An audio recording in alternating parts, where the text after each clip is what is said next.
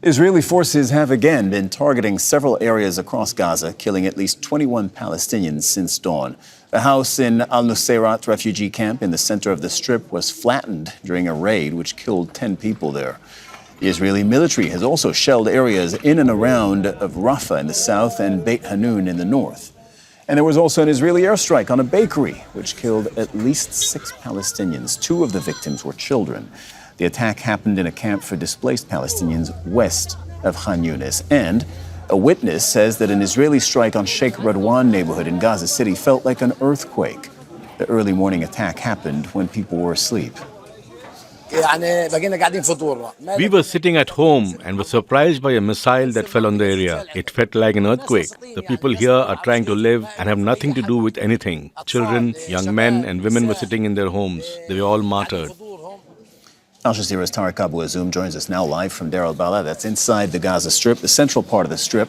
Tareq, tell us the headlines of the day for you, where you are. Well, I'm right now in Deir el-Balah, where we are surrounded by a clear, staggering escalation by the Israeli military, specifically on the central area in the past couple of hours, where the Israeli fighter jets have hit a very densely populated residential building in Nuseirat refugee camp. At least 3 Palestinians have been confirmed killed, while 14 others were wounded, and they were transferred both to Al-Awda and to Al-Aqsa hospital to get medical treatment. As we continue to hear from medical sources, Cyril, that the death toll for the past 24 hours has surpassed 20 Palestinians being killed, while 76 others were wounded in light of the clear escalation and ramping up of military operations in the central areas and also in Azzoum neighbourhood, where eyewitnesses confirmed that the Israeli military quadcopter drones alongside with artillery units continue to hit residential areas and to flatten complete residential squares that are too close to Neighbourhood corridor. Tareq, how are Palestinians in Gaza reacting to the Israeli military's continued presence in both the Philadelphia and Neighbourhood corridors, the south and the center of the Strip?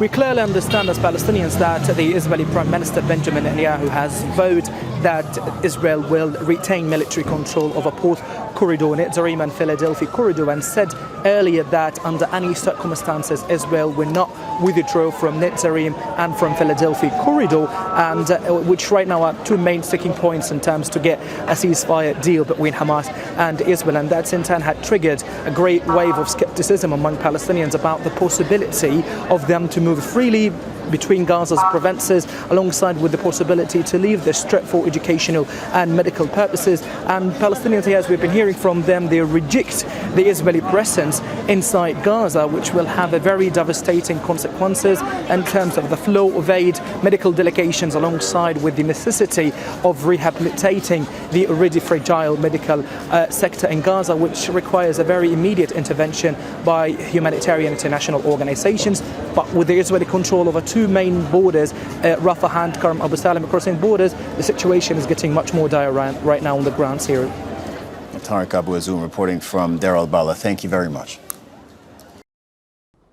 Make sure to subscribe to our channel to get the latest news from Al Jazeera.